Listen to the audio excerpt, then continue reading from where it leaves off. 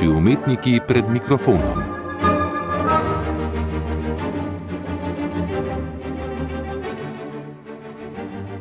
Silva Čušin, lepo pozdravljeni in čestitam za nagrado Iterine za življenjsko delo na festivalu filmske igre Kraft. Hvala lepa. Nagrado za življenjsko delo Borštnikov prstan ste na področju gledališke igre že dobili.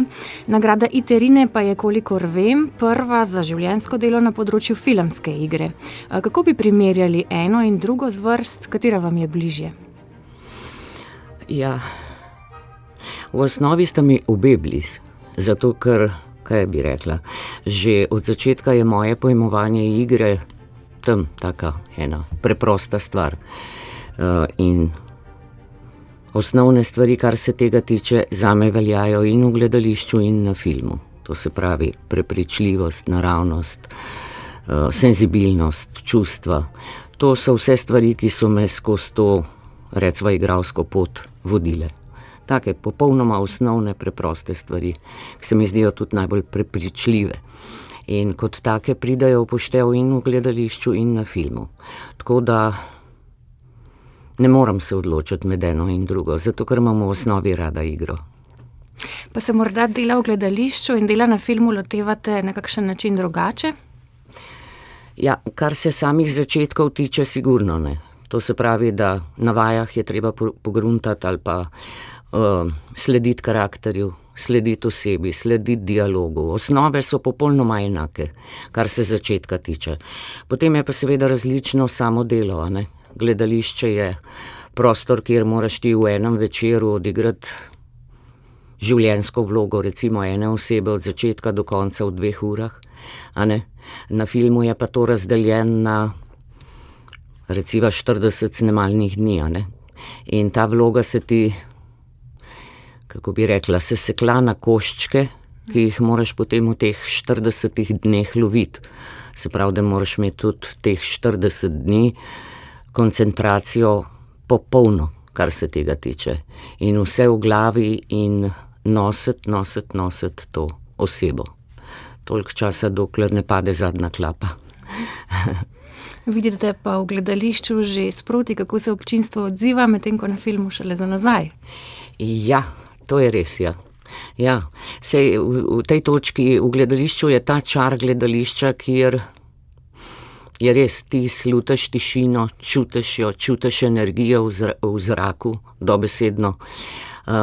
Če je recimo komedija, takoj slišiš odziv in dobesedno lahko sproti včasih pelješ vlogo, kdaj kaj popustiti, kdaj to narediti, kdaj, a ne. Se pravi, da v bistvu živiš s publiko. Film je pa po drugi strani, meni osebno, všeč, zato ker je ena taka nazarensko intimna stvar. To se pravi, da ti vnaprej, ali pa kakorkoli, čeprav jaz se itak ne maram tega, nimaš nikakršne računice v glavi, ampak se posvetiš samo tisti sekundi, tistemu trenutku, ko imaš določen kader in svojo nalogo, ki jo moraš opraviti. To se pravi, brez kakršnih koli drugih misli.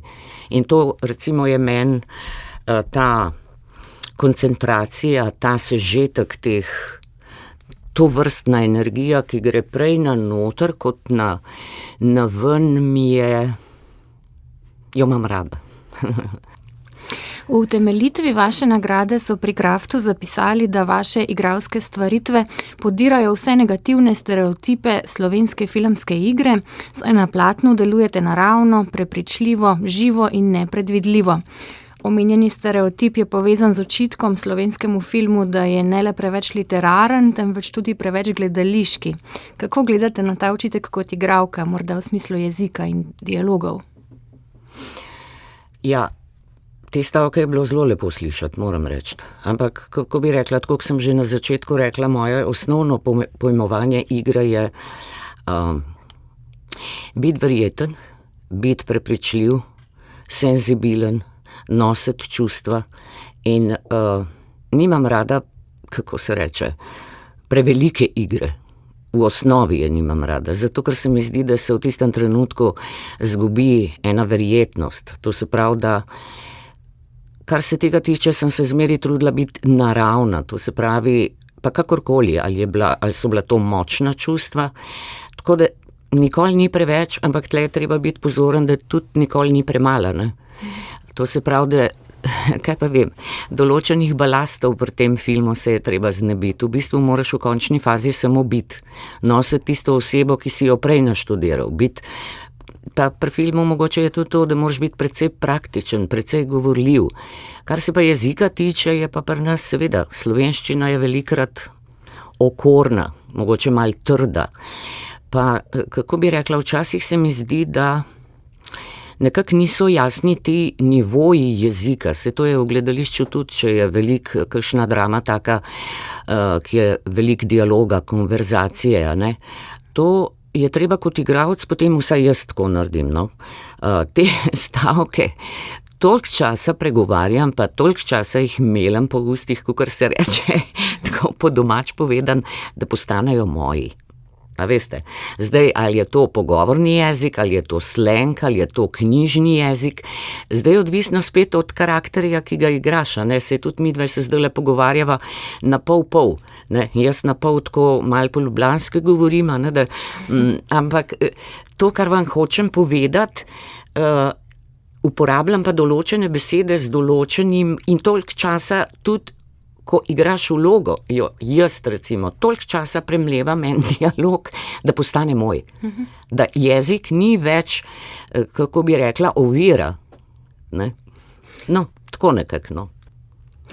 Bi lahko povedali kaj o tem, kako se je pristop k igri spremenil v času, odkar ste začeli igrati? Kako bi igro, kot ste se učili na akademiji, denimo primerjali z metodo, kot sta jo k nam pripeljala brata Vajevec, mogoče kakšna pa je vaša metoda?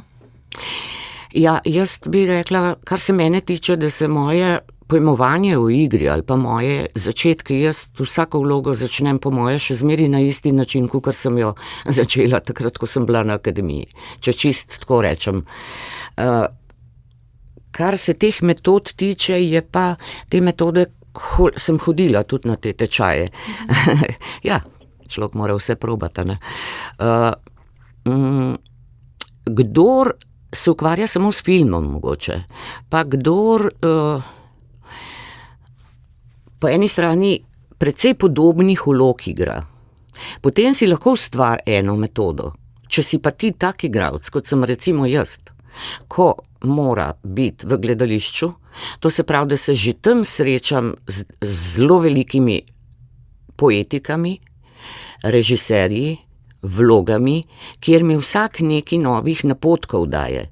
Se pravi, isto je na filmu. Ti srečaš novega režiserja, novo vlogo popolnoma, jaz sem jih precej različnih podelala, a ne, to se pravi, da meni, tako sem si jaz mislila, meni ena taka metoda, mi je pa v redu zaradi mogoče kakšnega sproščanja, mirnosti, se pravi, da je dobro, da se je v bistvu zavedaš, ampak bom čisto po pravici povedala, ne znam je uporabljati.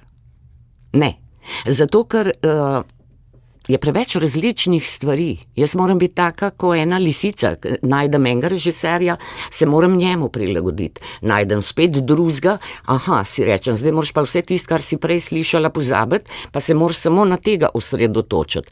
To se pravi, da meni osebno ostane samo osnova igre. To se pravi moj pristop do vloge in moje pojmovanje o igri nasploh.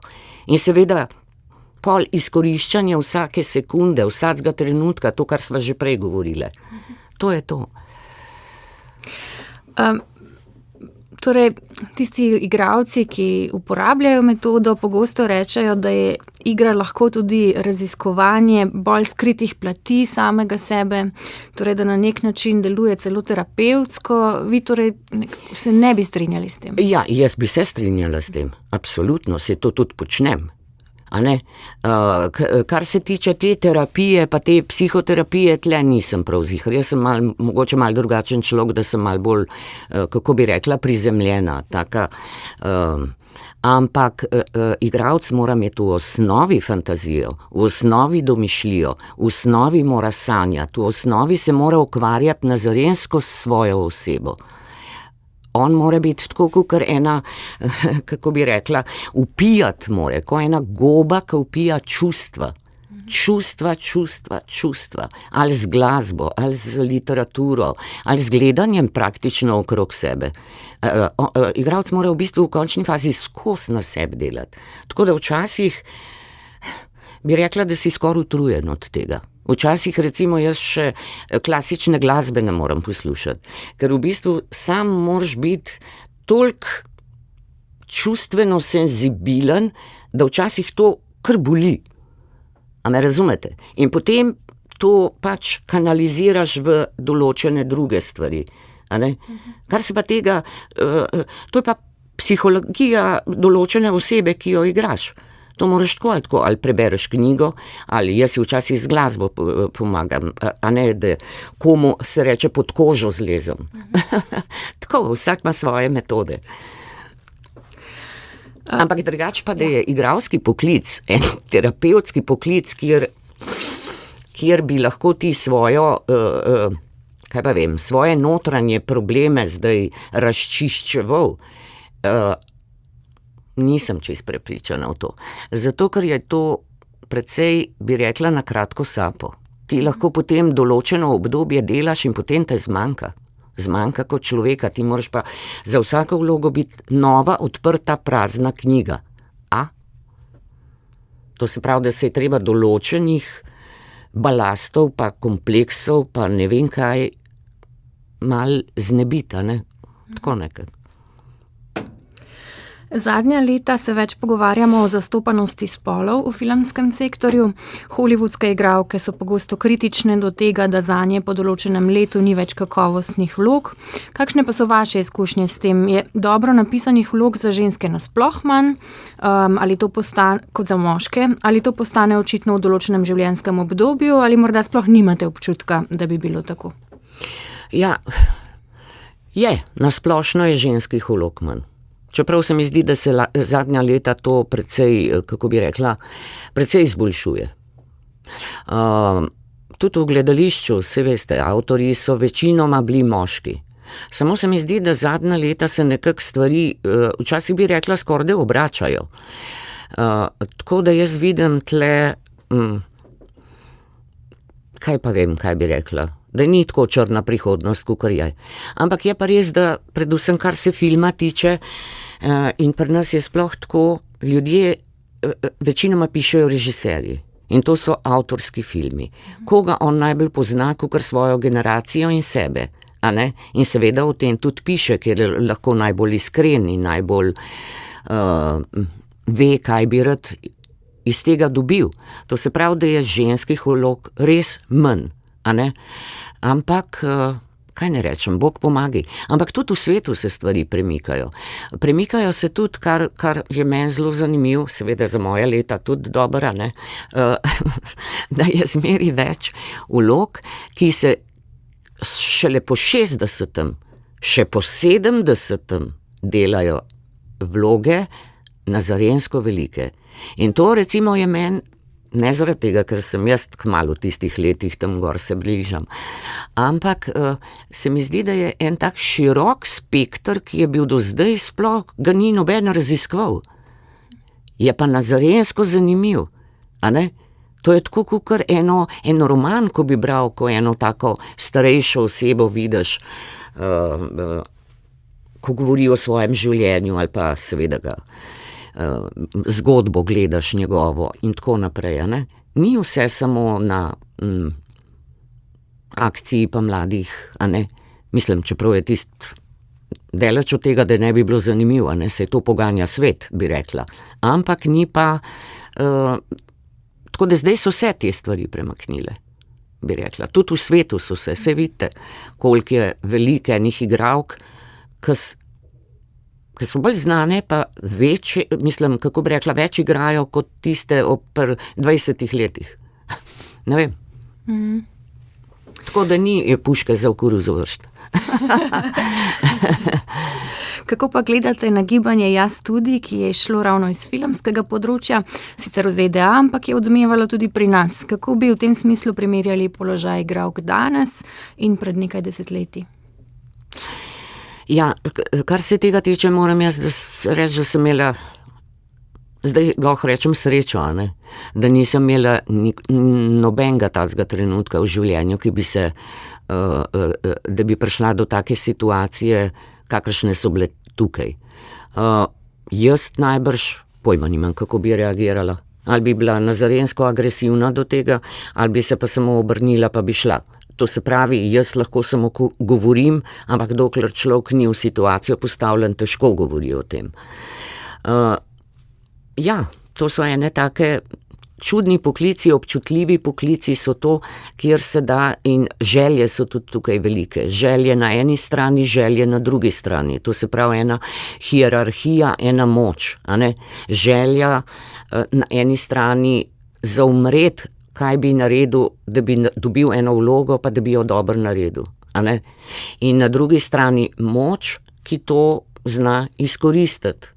Zdaj pa to je grozen v bistvu. Ne znam drugega reči, ampak to je grdo. In mislim, da je prav, da je zadnja leta to ven prišlo, ker včasih so se poslušale nazarenske zgodbe o teh stvarih, a ne. Kako prisiliti enega človeka v nekaj, a ne. In to samo zaradi tiste nedolžne želje in nedolžnih sanj, ki jih ima nekdo, a ne. Si ti tak gospodar nad njim, da lahko z njim narediš, kar hočeš. To je čist nečloveško, mislim, popolnoma. In je prav, da je to se začelo govoriti o tem. In po moje je že zdaj manj tega, povsod po svetu. Saj jaz ne vem, koliko je bilo, če je bilo tega v gromozanski meri pri nas, ampak od zunaj pa očitno, kakor bereš, je pa to zelo, zelo veliko tega. Čeprav najbrž pri nas tudi to je težko tudi govoriti o tem, a ne. Ker ti sam sebe pol ponižaš, če to daš če to na glas poveš. To je tak začaran krog, da je zelo hudo po moje. Ne? No, ravno na festivalu Kraft so letos osvetlili tudi nastajanje intimnih prizorov na filmu. Slišali smo lahko, da je vse več pozornosti posvečene občutljivemu položaju, v katerem so igralci med snemanjem teh prizorov, da se ti najbolj vrivajo v njihovo zasebnost. Se vam zdi, da pri nas temu ustvarjalci namenjajo dovolj pozornosti? Ja, kar se te intime na filmu tiče, jaz o tem težko govorim, ker takih prizorov nisem prav veliko imela, a ne? Mislim, v bistvu je zame že sam film ena sama intima, kar se tega tiče. Nekdo, ki ti pogleda skoraj v dušo, a ne? Ampak kar se pa teh prizorov tiče, jaz ne vem, kako je, zdaj ti že, ko vlogo dobiš, a ne? Veš, kdo bo tvoj partner in ti že vnaprej vsaj približno veš, kaj te čaka. To se pravi, tako si mislim, da ali golota, ali kakorkoli, je pri filmu tako ali tako po eni strani vse tako seseklan na tehnične sekunde, da kdor se odloči za tako stvar, ne, ali pa kakorkoli posteljni, ali ne vem kakšni prizori, so tako ali tako najbrž toliko seseklani, da v končni fazi sploh ne veš več, kaj počneš. A me razumete? Režiser te itak komandira. On itak pove, kamera, obrni se tako. Tako da jaz bi rekla, da če se odločiš za to, je treba slediti samo trenutku. Ne? Je pa fajn, da se spraviš v take pozicije, pa v take scene, da tudi pod sekundo ti ni neroden, pa da nimaš slabega občutka, pa da ne greš potem domov z veliko glavo in imaš mačka še ne vem koliko časa, kaj sem pa zdaj naredila. To je mim. Čeprav v teh stvarih, ne, se mi zdi, da bo prav eno predavanje tam v Kranju, tako da po mojem imajo to oni zelo, zelo dobro naštudiran. To se pravi, še enkrat bom rekla, če se nekdo odloči, je fajn, da mu nekdo razloži, ker da greš pa ti, skočiš na glavo v take prizore, pa po moje, ne vem, če greš s celo glavo pol ven. A me razumete? To pa ti ostanejo potem posledice. To se pravi, da je treba vnaprej vedeti, kaj boš delal, kako boš delal, s kom boš delal. Tukaj noter. In potem seveda tudi v tistih trenutkih najdeti zadoščenje, tako kot v kakšnih čustvenih, dialogih in tako naprej. Tako nekako. Več pa jaz se pravim, da bi kaj več o tem povedala, ker po moje je tle veliko obrti pa mojstrstva, kakor se temu reče. Razumete? Ne vem, tako si jaz mislim. Silva Čušin, najlepša hvala. Hvala tudi vam. V oddaji Naši umetniki pred mikrofonom smo poslušali pogovor Tine Poglajen s Silvo Čušin, filmsko in dramsko igralko, ob poklonu Slovenske kinoteke v Muzeju slovenskih filmskih igralcev v Divači ter izidu knjižice o opusu izjemne ustvarjalke. Pogovarjali sta se leta 2022, ko je Silva Čušin prejela nagrado Iterine za življenjsko delo pri slovenskem filmu.